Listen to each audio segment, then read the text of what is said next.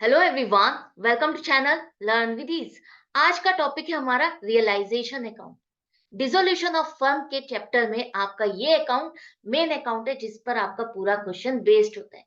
तो डिसोल्यूशन के चैप्टर के इस किसी भी क्वेश्चन में अगर आपका रियलाइजेशन अकाउंट रॉन्ग हो गया तो पूरा क्वेश्चन काफी हद तक आपका रॉन्ग हो जाएगा और आपके मार्क्स लूज हो जाएंगे। वो क्यों लूज होते हैं? क्योंकि आपको छोटे छोटे डाउट्स हैं, छोटी छोटी एंट्रीज है जिसमें आप सिली मिस्टेक्स करके आते हो, जो कि आपको एग्जाम के टाइम पर एग्जाम देते हुए वो आपको कंफ्यूज कर देती है और आपको समझ नहीं आता कि इसमें एंट्री होगी क्या। तो वही सारी कंफ्यूजन डाउट्स खत्म करने के मकसद के साथ आज के वीडियो को हम शुरू करेंगे, आज के लेसन को समझेंगे। तो इसलिए वीडियो को एंड तक देखना ताकि रियलाइजेशन अकाउंट में आपकी कोई मिस्टेक ना हो और डिसोल्यूशन ऑफ फर्म वाले क्वेश्चन में आपके फुल मार्क्स आए। तो सबसे पहले देखो फॉर्मेट, रियलाइजेशन अकाउंट का फॉर्मेट। एक साइड आपका डेबिट है, दूसरी साइड क्रेडिट है, कोई नई बात नहीं है। पर्टिकुलर्स अमाउंट, ये आपका फॉर्मेट रहेगा।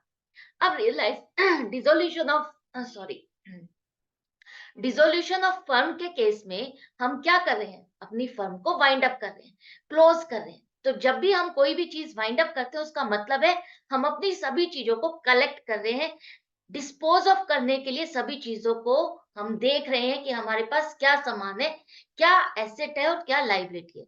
तो उसके लिए हम एक अकाउंट बना रहे हैं। हम उस अकाउंट में डाल रहे हैं अपनी सारी एसेट, जो भी आपकी बैलेंस शीट है आपके पास। एग्जाम में मिलेगा आपको बैलेंस शीट, बैलेंस शीट से आपको वो सारी एसेट्स उठा करके यहाँ रियलाइजेशन अकाउंट में डेबिट साइड पे डालनी है। जैसे कि इस क्वेश्चन में आपको एसेट्स दी गई है, वो सारी एसेट्स आपको एज इट इज यहाँ पर लिखनी है। लेकिन कौन सी एसेट्स नहीं लिखनी वो भी बताऊंगी। पहले देखो यहाँ पर कैश एट बैंक नहीं लिखा जाएगा, डेटर्स आप लिखोगे। डेटर्स को आप पूरी अमाउंट से लिखोगे, 1,80,000 से। यहाँ पर ग्रॉस अमाउंट से लिखा जाएगा और जो प्रोविजन है उसको आपको यहाँ क्रेडिट साइड पे लिखना है। जो गलती हम करते हैं वो गलती ये करते हैं कि 1,80,000 माइनस 10,000, 1,70,000 यहाँ पर शो करते हैं। नेट इम्पैक्ट तो अभी भी 1,70,000 ही आएगा, लेकिन जो प्रेजेंटेशन है वो रॉन्ग हो गई जिससे आपके मार्क डिडक्ट हो जाएंगे। तो प्रेजेंटेशन का भी बहुत बहुत अ, अ, फर्क पड़ता है, बहुत ज्यादा उसके भी मार्क्स है। तो आपको ध्यान से समझ के करना है। तो 1,80,000 आपके डेटर्स है, 10,000 का प्रोविजन जो है वो आपको क्रेडिट साइड शो करना है। ग्रॉस अमाउंट से डेटर्स, प्रोविजन अलग। इसी तरह से कोई भी प्रोविजन है अगर आपके क्वेश्चन में, प्रोविजन फॉर डेप्रिसिएशन, अगर आपकी किसी एसेट को दिखाया गया है, उसकी वैल्यू दिखाई गई है और उसमें प्रोविजन फॉर डेप्रिसिएशन लगा हुआ है, तो आप एसेट यहाँ पर अलग दिखाओगे और provision for depreciation credit side पर अलग दिखाओगे। एक बात क्लियर हो गई। उसके बाद stock, investment, plant and machinery, वो सभी एसेट्स आपकी यहाँ आएगी जो आपकी बैलेंस शीट में जिसे आप कैश में कन्वर्ट कर सकते हो, वो सभी एसेट्स आपकी यहाँ पर आएगी। क्लियर है? अब एसेट कौन सी यहाँ पर नहीं आएगी? First, cash at bank, cash और बैंक का बैलेंस जो भी है वो आपका यहाँ पर नहीं आएगा क्योंकि हम उसको बेच नहीं रहे। कैश और बैंक के बैलेंस को आप बेचते नहीं हो। आपको यहाँ पर वो एसेट्स लिखनी है जिसको आपको बेचना है, सेल करनी है, डिस्पोज ऑफ करना है। कैश और बैंक के बैलेंस को हम डिस्पोज ऑफ नहीं करेंगे, तो ये आपका रियलाइजेशन अकाउंट में नहीं आएगा। दूसरा आपका यहाँ पर आ रहा है पार्टनर्स लोन। पार्टनर का लोन, चाहे वो डेबिट साइड पे हो चाहे वो क्रेडिट साइड, दोनों साइड पे जो भी लोन है आपका रियलाइजेशन अकाउंट में नहीं आएगा। ये एसेट है आपकी, चाहे बेशक फर्म की एसेट है, फर्म को इस पार्टनर से पैसा लेना है, लेकिन उसका अकाउंट अलग बनेगा, रियलाइजेशन अकाउंट में नहीं आएगा। क्लियर है? इसके बाद कोई भी आपकी फिक्टिशियस एसेट है, अगर एसेट साइड में कोई भी फिक्टिशियस एसेट जैसे कि एडवर्टाइजमेंट सस्पेंस अकाउंट, ये आपका रियलाइजेशन अकाउंट में नहीं आएगा क्योंकि हम इसे बेच नहीं सकते। हम इसे बेच नहीं सकते, हम इससे कोई वैल्यू रियलाइज नहीं कर सकते, तो हम एडवर्टाइजमेंट सस्पेंस अकाउंट को यहाँ नहीं लिखेंगे।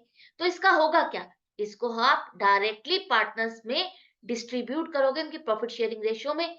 डेबिट बैलेंस है, इसका मतलब ये खर्चा है जिसे आप पार्टनर्स में डिस्ट्रीब्यूट करके उनकी कैपिटल अकाउंट को डेबिट करोगे। प्रॉफिट एंड लॉस अकाउंट का डेबिट बैलेंस जो कि आपके एसेट साइड पे शो किया जाता है, तो आप इसको भी रियलाइजेशन अकाउंट में नहीं लिखोगे, क्योंकि इसको भी आप नहीं बेच सकते। नहीं बेच सकते तो आप इसका करोगे क्या? आप इसको डायरेक्टली पार्टनर्स में डिस्ट्रीब्यूट करोगे प्रॉफिट शेयरिंग रेशियो में। लॉस है तो कैपिटल अकाउंट आपके डेबिट होंगे। इतने तक बात समझ में आ गई? अब बात आती है, कई बार क्वेश्चन में आपके पास आ जाता है गुडविल, कि बैलेंस शीट में एसेट्स में आपके गुडविल भी आ रही है, तो क्या गुडविल यहाँ पर शो की जाएगी? बिल्कुल, अगर गुडविल आपके यहाँ पर आ रही है एसेट साइड पर, तो गुडविल को आप दूसरी एसेट्स की तरह ही जो वैल्यू है, उसी वैल्यू से पूरा यहाँ पर शो करोगे। गुडविल, पेटेंट, कॉपीराइट जो भी आपकी इंटेंजिबल एसेट्स है, वो भी सब यहाँ पर शो की जाएंगी, क्योंकि हम गुडविल को बेच सकते हैं। अब हम फर्म को वाइंड अप कर रहे हैं, तो गुडविल भी हमारी सेल हो सकती है, हमारे पेटेंट्स, कॉपीराइट्स भी हम बेच सकते हैं। तो जिनकी सेल वैल्यू आ सकती है, वो हम सभी यहाँ पर लिखेंगे।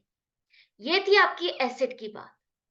अभी हम सिर्फ लिख रहे हैं, अपनी इंफॉर्मेशन गैदर कर रहे हैं कि हमारे पास कितनी एसेट्स हैं। इसी तरह से लाइबिलिटीज में देखो, लाइबिलिटीज में आपको क्या ध्यान देना है? लाइबिलिटीज में आपको वही लाइबिलिटीज लिखनी है जो आउटसाइड पार्टी से रिलेटेड है। आउटसाइड पार्टी मतलब पार्टनर से रिलेटेड नहीं, पार्टनर से रिलेटेड कैपिटल अकाउंट या उनके लोन अकाउंट नहीं लिखोगे। आउटसाइड पार्टी का मतलब है क्रेडिटर्स, जितने भी क्रेडिटर्स हैं वो आपके यहाँ लिखे जाएंगे। या कोई आपने लोन लिया हुआ है तो वो भी आपका यहीं आएगा, वो आपकी लाइबिलिटी है, आउटसाइड लाइबिलिटी है। बैंक ओवरड्राफ्ट आउटसाइड लाइबिलिटी है, या किसी और से आपने लोन लिया है। कई बार क्वेश्चन में आ जाता है कि पार्टनर की वाइफ से लोन लिया हुआ है, तो वो आपकी आउटसाइड पार्टी में कवर होगा या नहीं? डेफिनेटली वो आपकी आउटसाइड लाइबिलिटी है। हम सिर्फ पार्टनर से रिलेटेड एंट्रीज को यहाँ पर नहीं लिखेंगे।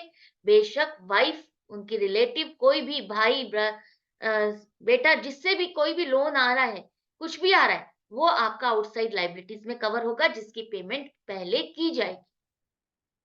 तो आउटसाइड लाइबिलिटीज, जितनी भी लाइबिलिटीज हैं आपकी क्रेडिट साइड पे लिखोगे। जैसे आपने एसेट्स को डेबिट साइड पे लिखा, उसी तरह से लाइबिलिटीज को आप क्रेडिट साइड पे लिखोगे, जो अमाउंट है उतनी अमाउंट से। अब यहाँ पर पॉइंट आता है कि पार्टनर्स का लोन तो हमको लिखना नहीं है, ये तो हम बात कर चुके हैं यहाँ पर। चाहे वो एसेट साइड हो चाहे liability side, partners loan account आपके रियलाइजेशन अकाउंट में नहीं आएंगे। उनकी पेमेंट उसके बाद की जाएगी, बाद में की जाएगी। पहले हम आउटसाइड लाइबिलिटीज की पेमेंट करेंगे, तो पार्टनर्स लोन अकाउंट नहीं आएंगे। इसी तरह से जनरल रिजर्व अगर आपके क्वेश्चन में है, तो वो भी आपका रियलाइजेशन अकाउंट में नहीं आएगा, नहीं लिखा जाएगा। इसका डिस्ट्रीब्यूशन आप अलग से पार्टनर्स में उनकी प्रॉफिट शेयरिंग रेशियो में करोगे, और कैपिटल अकाउंट उनके क्रेडिट होंगे। कैपिटल अकाउंट भी नहीं लिखे जाएंगे। और क्या है जो आपको यहाँ पर लिखना है या नहीं लिखना? प्रॉफिट एंड लॉस अकाउंट का क्रेडिट बैलेंस, वो भी आप यहाँ पर रियलाइजेशन अकाउंट में क्रेडिट साइड पर नहीं लिखोगे, इसका डिस्ट्रीब्यूशन भी प्रॉफिट एंड लॉस अकाउंट में होगा।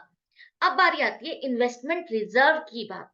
इन्वेस्टमेंट फ्लक्चुएशन रिजर्व जो आपका होता है बैलेंस शीट में, जो हम अपनी इन्वेस्टमेंट से रिलेटेड बनाते हैं, तो आपका ये इन्वेस्टमेंट फ्लक्चुएशन रिजर्व कंप्लीटली पूरी अमाउंट से जो बैलेंस शीट में आपका आ रहा है, उसको पूरा आप यहाँ रियलाइजेशन अकाउंट में दिखाओगे, रियलाइजेशन अकाउंट में क्रेडिट साइड पे दिखाओगे।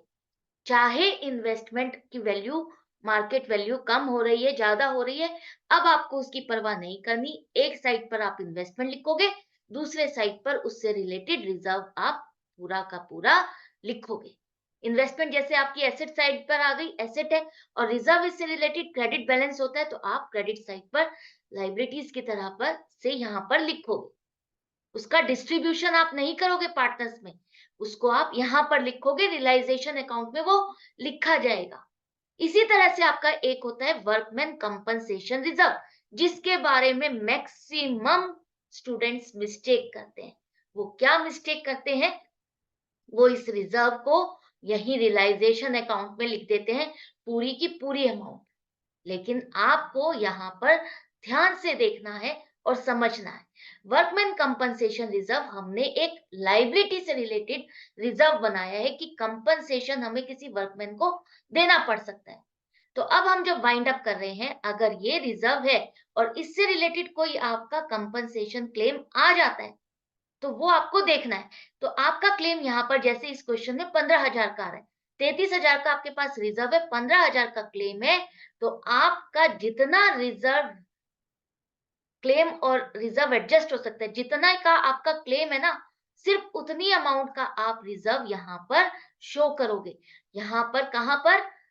रियलाइजेशन अकाउंट में लायबिलिटी साइड पे, कि आपने एक तरह से क्या किया, आपका जो ये रिजर्व है वो पूरा का पूरा इस लायबिलिटी को एडजस्ट करने वाला है। आप ये बताना चाह रहे हो कि आपकी वो इतने की लायबिलिटी है, 15,000 की लायबिलिटी है, जिसको आप सेट ऑफ करने जा रहे हो। और इसके बाद ये 15,000 का आपने रिजर्व तो यहाँ पर दिखा दिया, और 15,000 की आप लायबिलिटी की पेमेंट भी दिखाओगे। जैसे हम क्लेम एक्सेप्ट करते हैं, आपको याद होगा हम रिवैल्यूएशन अकाउंट में भी करते थे ना, अगर आपका 15,000 का रिजर्व है और 15,000 का ही क्लेम है, तो आपका एडजस्ट हो जाता था पूरा का पूरा। हम क्या एंट्री बनाते थे? Workman compensation reserve account debit to provision for compensation claim, to provision for workman compensation, यही बनाते थे ना। और वर्कमैन कंपनसेशन वाला जो प्रोविजन है वो बैलेंस शीट में आप शो करते थे। लेकिन अब बैलेंस शीट तो आपकी बनेगी नहीं, आप वाइंड अप कर रहे हो, तो ये 15,000 रुपए की आप पेमेंट भी दिखाओगे, एज ए लाइबिलिटी की पेमेंट आपको दिखानी है। ये 15,000 जो आप सबसे बड़ी मिस्टेक करते हो, अगर आप 15,000 यहाँ लिख भी देते हो, लेकिन आप इसकी पेमेंट यहाँ पर नहीं दिखाते।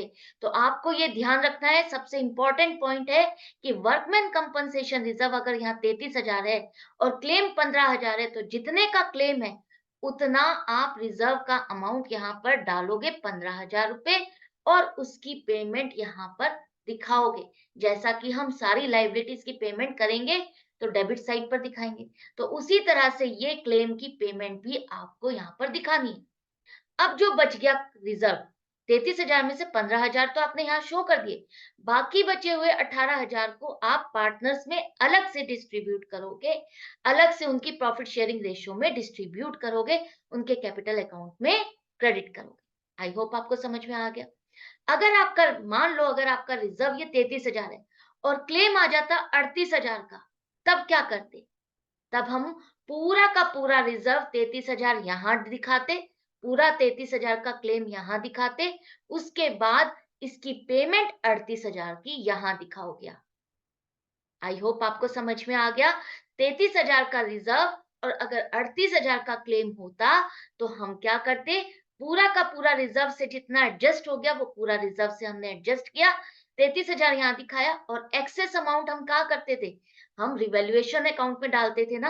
अब रिवैल्यूएशन की तो बात ही नहीं है, फाइनली हम उस प्रोविजन को एक्सेप्ट करके उसकी पेमेंट कर रहे हैं, तो पेमेंट अब ज्यादा हो या कम हो, अल्टीमेटली यहीं पर ही प्रॉफिट या लॉस में एडजस्ट हो जाएगा, अपने आप से वो प्रॉफिट लॉस एडजस्ट हो जाएगा। क्लियर है? अब ये गलती नहीं करोगे ना, अच्छे से समझ में आ गया, गलती के चांसेस नहीं रहने चाहिए। अब देखते हैं नेक्स्ट पॉइंट क्या है। नेक्स्ट पॉइंट है आपका, यहाँ पर देखो, अब आपने सारी एसेट्स कलेक्ट कर ली, सारी लाइबिलिटीज कलेक्ट कर ली, अब हम इन एसेट्स को बेचेंगे। बेचेंगे, जिस एसेट को बेचने से जो भी अमाउंट मिलता है, डेटर्स से जो भी अमाउंट मिलता है, हम उनको क्या करेंगे? अमाउंट को इकट्ठा करते जाएंगे। टोटल अमाउंट हमारी कितनी मिल रही है, इन सभी एसेट्स को बेच करके हमें कितना पैसा मिल रहा है, हम उसको यहाँ पर दिखाएंगे क्रेडिट साइड पे, रियलाइजेशन अकाउंट के क्रेडिट साइड पे। एसेट्स अगर आपने डेबिट साइड पे लिखी है, तो उससे रिलेटेड पेमेंट जो भी मिलेगी वो आप कहाँ दिखाओगे? क्रेडिट साइड पे। और क्या दिखाओगे? बाय बैंक अकाउंट, मतलब कि bank account debit to realisation account आपका क्रेडिट होगा। क्रेडिट में आप यहाँ पर लिखोगे जो पेमेंट आपको मिलती जाती है। मान लो डेटर्स आपको अगर 1,65,000 के मिल रहे हैं, तो आपको ये नहीं देखना कि नुकसान हो रहा है, फायदा हो रहा है, प्रोविजन फॉर डेट्स 10,000 है, हमें तो 15,000 का नुकसान हुआ, बिल्कुल नहीं। आपको बस ये देखना है कितनी कितनी अमाउंट मिलती जा रही है, बस वही टोटल करके यहाँ लिख देना है। एक बात तो ये क्लियर हो गई। अब कई बार होता है जब वाइंड अप होती है, तो कोई चीज, कोई पार्टनर सोचता है कि ये मेरे काम आ जाएगी, इसे मैं रख लेता हूँ। तो वो पार्टनर अगर किसी एसेट को लेना चाहता है या लेता है, टेक ओवर करता है, उस एसेट को अगर वो टेक ओवर करता है, जिस वैल्यू से वो टेक ओवर करता है, मान लेते हैं यहाँ इन्वेस्टमेंट 1.5 लाख की है और कोई पार्टनर ए है। पार्टनर ए ने कहा मैं ये इन्वेस्टमेंट 1,20,000 में ले लूंगा। तो हम यहाँ पर इन्वेस्टमेंट को एक तरह से क्या मानेंगे कि हमने इस इन्वेस्टमेंट को 1,20,000 में बेच दिया। बेशक वो हमारा ही पार्टनर है, वो इस फर्म का ही पार्टनर है, लेकिन हमने इस इन्वेस्टमेंट को इस पार्टनर को बेच दिया। तो बेचा हमने इस पार्टनर को, तो हम इसके कैपिटल अकाउंट को क्या करेंगे? डेबिट करेंगे, क्योंकि अभी इससे हमें पेमेंट नहीं मिली, हमारे को पैसा नहीं मिला। अगर ये क्लियरली लिखा हो कि टेक ओवर इस पार्टनर ने किया और उसने पेमेंट भी कर दी है, तो आप डायरेक्टली बैंक अकाउंट ही लिखोगे। हमें कुछ फर्क नहीं पड़ता कि बाहर किसी आउटसाइड पार्टी ने लिया या पार्टनर ने खरीद करके पेमेंट कर दी। हमें तो अब वाइंड अप करना है, हमें अपनी एसेट्स को सेल करना है, चाहे वो कोई भी ले। तो पार्टनर भी अगर ले रहा है और उसने अगर पेमेंट नहीं की, तो हम उसके कैपिटल अकाउंट को डेबिट करेंगे। यही करोगे ना? पार्टनर के कैपिटल अकाउंट को डेबिट करोगे, भी इससे पैसा नहीं आया, हमें इससे पैसा लेना है। तो पार्टनर के कैपिटल अकाउंट को डेबिट करो। जब भी हमें किसी से पेमेंट लेनी होती है, हम क्या करते हैं? उसके अकाउंट को ही डेबिट करते हैं ना। जैसे पेमेंट आ गई तो हमने बैंक को डेबिट कर दिया। पेमेंट नहीं आई, जिससे लेनी है पेमेंट, उसके कैपिटल अकाउंट को आप डेबिट करोगे। जितने की भी उसने एसेट टेक ओवर की है, चाहे कम में लिए चाहे ज्यादा में लिए, आप उस अमाउंट से जो वो एग्री कर रहा है वो लिखोगे यहाँ पर। इतना समझ में आ गया?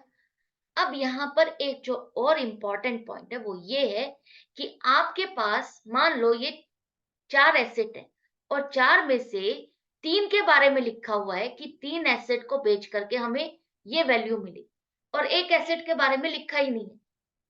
तो आप उस केस में क्या करोगे? आप उस केस में मान लेते हैं हम यहाँ पर लिखा है कि हमारे जो आधा स्टॉक है हमने बेच दिया और आधे स्टॉक के बारे में कोई इंफॉर्मेशन ही नहीं लिखी।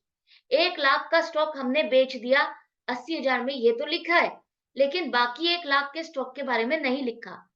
तो हम यही मान के चलेंगे कि वो 1 लाख का स्टॉक हमारा जीरो वैल्यू पर निकला है। हमें उसको बेच करके कोई अमाउंट नहीं मिली, हम उसे नहीं बेच पाए। आप ये मान के चलोगे, अगर किसी एसेट की रियलाइजेबल वैल्यू नहीं दी गई आपको कि उसकी सेल करके आपको क्या अमाउंट मिली, आपको ये नहीं दिया गया, तो आप उसकी नील वैल्यू मान के चलोगे कि उससे आपको बेच करके कोई भी पैसा नहीं मिला।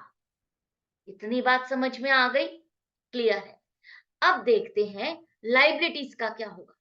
इसी तरह से लाइबिलिटीज में भी हम पेमेंट करेंगे। क्रेडिटर्स 2,10,000 के, हो सकता है ये 2 लाख में सेटल हो जाए, हो सकता है ये 1,90,000। तो जितनी भी अमाउंट में आपके सेटल होते हैं, जितनी भी आपकी लाइबिलिटीज की आपकी पेमेंट करनी पड़ती है, वो आप सभी लाइबिलिटीज की पेमेंट कहाँ शो करोगे? डेबिट साइड पर। लाइबिलिटीज लिखी कहाँ आपने? क्रेडिट साइड पे, लेकिन अब उसकी पेमेंट आप डेबिट साइड पर लिखोगे कि हमने इतनी पेमेंट की। क्लियर है? चाहे कम हो चाहे ज्यादा। क्लियर? इसी तरह से अब जैसे यहाँ पर किसी पार्टनर ने एसेट को टेक ओवर किया था, इसी तरह से कोई पार्टनर लाइबिलिटी को भी टेक ओवर कर सकता है। मान लेते हैं ये एक पार्टनर ए ने कहा कि मैं ये सारे क्रेडिटर्स की पेमेंट कर दूंगा और क्रेडिटर्स की पेमेंट मैं कितने में करूंगा? ये क्रेडिटर्स की पेमेंट में 2,10,000 में करूंगा। कम तो नहीं कहेगा ना, उसको पेमेंट करनी है तो प्रैक्टिकली सोचो, वो ये तो नहीं कहेगा ना कि मैं 2 लाख रुपए में ये सारी लाइबिलिटी लेता हूँ। वो तो ये कह सकता है कि 2,20,000 में लाइबिलिटी लेता हूँ। हम ये मान के चलेंगे जो भी क्वेश्चन में लिखा है कि वो क्रेडिटर्स को कितने में टेक ओवर कर रहा है या किसी भी लाइबिलिटी को कोई पार्टनर कितने रुपए में टेक ओवर कर रहा है, वो रेस्पॉन्सिबिलिटी लेता है उस लाइबिलिटी की पेमेंट के लिए, तो हम उसके कैपिटल अकाउंट को क्या करेंगे? क्रेडिट करेंगे। क्यों? क्योंकि पार्टनर लायबिलिटी को टेक ओवर कर रहा है, वो फर्म के बिहाफ पर पेमेंट करने वाला है, तो उसको तो पेमेंट अभी नहीं मिली, उसको पेमेंट अभी आपको करनी है, फर्म उसको पेमेंट करेगी। तो उसके लिए हम उसके कैपिटल अकाउंट को क्या करेंगे? क्रेडिट करेंगे कि अब ये पेमेंट हमें इस पार्टनर को करनी है जिसने ये लायबिलिटी टेक ओवर की है, ये लायबिलिटी की जिम्मेदारी ली है, ये लायबिलिटी ये पे करेगा। क्लियर है? अब एसेट या लायबिलिटी जो भी पार्टनर टेक ओवर करेगा, आपने ये देख लिया। इसी तरह से पार्टनर क्या, तो ये हो गया आपका। इसी तरह से आपको जब ये सारी चीजें आप कर रहे हो तो कुछ खर्चे भी होंगे। रियलाइजेशन के खर्चे होंगे, तो वो खर्चा भी आपको यहाँ पर डालना है। रियलाइजेशन का बैंक से पेमेंट करोगे तो खर्चे, लायबिलिटी की पेमेंट आपकी डेबिट साइड पर आएगी। अब जो यहाँ पर जो मोस्ट इम्पोर्टेंट पॉइंट है, वो ये है unrecorded asset and unrecorded liability. वो क्या चक्कर है? जब आप कोई भी चीज वाइंड अप करने लगते हो तो आपको बहुत सारी छुपी हुई चीजें मिलती है ना। कभी आपने अपना वाइंड रूम को सेट किया है, कभी दोबारा से अनटाइडी रूम को कलेक्ट किया हो, सामान को कलेक्ट किया हो, तो आपको कई बार कोई पुरानी किताब निकल के मिलती है, कोई चीज आपको मिलती है तो जो कि आप भूल चुके होते हो। उसी तरह से हम बिजनेस को वाइंड अप करें तो कोई ना कोई अनरिकॉर्डेड एसेट या कोई ना कोई अनरिकॉर्डेड लायबिलिटी निकल आती है। अब उनको कैसे लिखें? उनको तो हमने बुक्स में लिखा हुआ ही नहीं है, तो अब उनकी रिकॉर्डिंग कैसे होगी? उनके लिए अब आप ये करोगे, कोई अनरिकॉर्डेड सिर्फ एसेट ही मिली है। अगर कोई अनरिकॉर्डेड एसेट ही मिली है, तो आप उसको बेच करके जो अमाउंट मिल रही है, मान लो आपको कोई एक चेयर मिली, फर्नीचर में एक चेयर मिली 5,000 की जो आपकी वैल्यू है, लेकिन उसको बेच करके अगर आपको 3,500 रुपए मिलते हैं, तो आप उसकी अमाउंट जो बेच करके मिल रही है, बस वही दिखाओगे। कहाँ दिखाओगे? एसेट को जैसे सेल करके हम क्रेडिट साइड पे दिखा रहे हैं, उसी तरह से इस अनरिकॉर्डेड एसेट को बेच करके जो 3,500 रुपए आपको मिल रहे हैं, वो आप क्रेडिट साइड पे दिखाओगे। क्लियर है? अच्छे से समझ में आ गया? इसी तरह से कोई अनरिकॉर्डेड लायबिलिटी सिर्फ निकल आती है। कोई क्लेम निकल आता है, कोई ऐसा क्रेडिटर निकल आता है जिसकी आपको पेमेंट करनी है और आपने उसको रिकॉर्ड ही नहीं किया। मान लो कोई 10,000 का क्रेडिटर आ गया और अब आपको वो पेमेंट करनी है। अब वो रेडी है सेटल करने को, वो कहता है कि ठीक है मुझे 8,000 रुपए ही दे दो। आपने बुक्स में उसको रिकॉर्ड नहीं किया हुआ। वो 10,000 का क्रेडिटर अगर आपको 8,000 रुपए में सेटल हो रहा है, तो आप 8,000 की पेमेंट दिखाओगे दूसरी लायबिलिटीज की तरह डेबिट साइड पर। तो डेबिट साइड पर आप टू बैंक अकाउंट लिखोगे और इसकी पेमेंट दिखाओगे। आप दोबारा से रिकॉर्ड करने नहीं लिखो लगोगे कि ये मेरी एसेट थी, ये मेरी लायबिलिटी थी। तो एसेट और लायबिलिटी साइड पर पहले लिखने मत लगना। अब एंड टाइम आ रहा है तो अब आपको जो मिल रहा है, बस आपको वो लिखना है कि अब मेरे पास ये नई चीज निकल आई है, इसको बेच करके जो पैसा मिल रहा है, बस वो जोड़ो। वाइंड अप कर रहे हो, आप ये सोचो प्रैक्टिकली कि आप वाइंड अप कर रहे हो, तो जो चीज मिलती है उसके जो पैसा मिल रहा है वो रख लो, जो देना है वो दे दो। यही करते हो ना। अब बारी आती है जब हम एक अनरिकॉर्डेड एसेट और एक अनरिकॉर्डेड लायबिलिटी को एडजस्ट करते हैं। अगर बाहर की बाहर कोई अनरिकॉर्डेड एसेट और अनरिकॉर्डेड लायबिलिटी आपस में सेट ऑफ हो जाती है, जैसे कि मान लो आपका कोई फर्नीचर निकल आया, 2 चेयर ऐसी निकल आई, बहुत ही सुंदर चेयर जिसकी वैल्यू आपकी 25,000 है, और एक क्रेडिटर भी निकल आया जिसकी पेमेंट आपको करनी है 27,000 की। अब वो क्रेडिटर को वो चेयर्स पसंद आ गई और वो रेडी हो गया उसको लेने के लिए। उसने कहा ये चेयर्स मुझे दे दो, मेरे को अब कुछ और पैसे नहीं लेने। तो जब अनरिकॉर्डेड एसेट वो चेयर, फर्नीचर और ये लायबिलिटी 27,000 की आपस में एडजस्ट होगी, चाहे कितनी अमाउंट से एडजस्ट हुई, हमें कोई लेना देना नहीं। आपस में ये सेटल हो गई, ना हमें एसेट को बेचना, ना इस अनरिकॉर्डेड लायबिलिटी को बेचना है, वो पे करना। ये आपस में ही सेटल हो गए तो हम इनको रिकॉर्ड नहीं करेंगे, हम इनकी कोई भी एंट्री रियलाइजेशन अकाउंट में नहीं करेंगे। जब कोई चीज आपस में सेटल हो गई, आपस में ही वाइंड अप हो गई, तो हम उसकी एंट्री रियलाइजेशन अकाउंट में जबरदस्ती नहीं बढ़ाएंगे। क्लियर है? हमें अपना काम कंप्लीट करना है, बढ़ाना नहीं है। वाइंड अप कर रहे हैं हम। इसके बाद अनरिकॉर्डेड एसेट आपकी एडजस्ट होती है अनरिकॉर्डेड लायबिलिटी के साथ, लेकिन पूरी तरह से नहीं। मान लेते हैं उस क्रेडिटर ने एक चेयर से लायबिलिटी को एडजस्ट किया, एक चेयर ली, बाकी एक चेयर अभी भी आपकी बच गई। तो एक चेयर अगर आपकी बच गई है, तो उसको जो सेल करके पैसा मिलेगा, बस उतनी अमाउंट आप कहाँ दिखाओगे? यहाँ, यहाँ पर दिखाओगे आप क्रेडिट साइड पर। इसी तरह से मान लेते हैं वो क्रेडिटर 27,000 का आपकी दोनों चेयर जो आपकी 25,000 की थी, उन 27,000 के क्रेडिटर ने उन चेयर्स को 15,000 में लिया। बाकी के पैसे 12,000 रुपए वो अभी भी सेटल नहीं कर रहा। वो कह रहा है 12,000 रुपए तो अभी भी मुझे चाहिए। मान मान लेता हूँ मैं 15,000 में ही आपकी 2 चेयर ले लेता हूँ। तो जितने में उसका क्रेडिटर, आपका 27,000 का क्रेडिटर 15,000 से जितना एडजस्ट हो गया, वो खत्म हो गया। बाकी 12,000 जो भी आपको देने हैं, वो आप लायबिलिटी जो दूसरी लायबिलिटीज की पेमेंट कर रहे हो, उसी तरह से यहाँ पर शो करोगे। क्लियर है? अच्छे से समझ में आ गया? इसी तरह से ये तो मैंने अनरिकॉर्डेड एसेट और अनरिकॉर्डेड लायबिलिटी की बात की, जो आपस में ही सेटल हो रही है। अब कई बार होता है कि किसी पार्टनर को कोई अनरिकॉर्डेड एसेट समझ में आ जाती है, पसंद आ जाती है, तो वो अगर लेगा तो क्या होगा? रिकॉर्डेड पार्टनर है। पार्टनर क्या है? पार्टनर को जो हमें पेमेंट करनी है, उसकी कैपिटल को पेमेंट करनी है, तो हम जो भी वो अगर टेक ओवर कर रहा है एसेट, तो उसकी कैपिटल से ही एडजस्ट हो रही है। तो ये एक तरह से लायबिलिटी है ना, पार्टनर की कैपिटल भी है तो फर्म की लायबिलिटी जो वो उसको पे करेगा। अगर वो ये रिकॉर्डेड लायबिलिटी हो गई और जो आपकी शेयर मिलती है, अनरिकॉर्डेड एसेट मिलती है, वो अनरिकॉर्डेड है। तो जब अनरिकॉर्डेड चीज रिकॉर्डेड के साथ एडजस्ट होती है, तब आपको क्या करना है? अनरिकॉर्डेड शेयर्स हैं, अनरिकॉर्डेड एसेट कोई मिलती है और कोई पार्टनर टेक ओवर कर रहा है, तो वो जितने में ले रहा है, मान लो वो चेयर आपकी 25,000 की है और ए ने कहा कि मैं इन चेयर्स को 20,000 रुपए में लेने को तैयार हूं, तो जितने में वो टेक ओवर कर रहा है, उन चेयर्स को खरीद रहा है एक तरह से, उतने से हम उसके कैपिटल अकाउंट को क्या करेंगे? डेबिट करेंगे। एक तरह से हम ये मान रहे हैं कि हमने वो एसेट बेच दी, वो अनरिकॉर्डेड एसेट हमने इस पार्टनर को बेच दी, लेकिन पेमेंट अभी लेनी है। इसी तरह से अनरिकॉर्डेड लायबिलिटी की अगर पार्टनर पेमेंट करता है, उसको टेक ओवर करता है, तो वो कितने में टेक ओवर करता है? सिर्फ वही अमाउंट आपको लेनी है। करेक्ट? अच्छे से समझ में आ गया? तो ये था आपका रियलाइजेशन अकाउंट, जिसके बारे में कुछ इंपॉर्टेंट पॉइंट्स थे जो आपको ध्यान रखने थे। बहुत इंपॉर्टेंट है, अगर ये आपने अच्छे से समझ लिया, इससे बाहर कुछ और नहीं होगा, बस इतना ही होगा और इससे ज्यादा नहीं होगा। तो अब एंड में जो भी आपका प्रॉफिट आएगा, क्रेडिट साइड का टोटल ज्यादा है तो प्रॉफिट होगा तो पार्टनर्स में डिस्ट्रीब्यूट होगा, प्रॉफिट शेयरिंग रेशियो में उनके कैपिटल अकाउंट में आप क्रेडिट करोगे। इसी तरह से डेबिट साइड का टोटल ज्यादा है तो आपका आ जाएगा लॉस, जिसे आप पार्टनर्स के अकाउंट में ट्रांसफर करोगे। उस लॉस को आप उनके अकाउंट में क्या करोगे?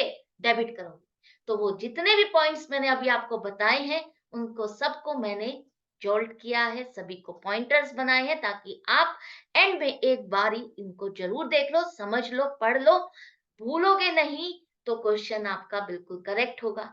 इसी इसी इसी उम्मीद के साथ, इसी इसी बेस्ट विश के साथ मैं इस लेसन को खत्म करती हूँ। मिलती हूँ ऐसे ही मजेदार वीडियो के साथ नेक्स्ट, ताकि आपके एग्जाम के टाइम पर आपकी प्रिपरेशन में ये हेल्पफुल रह सके। Goodbye and take care.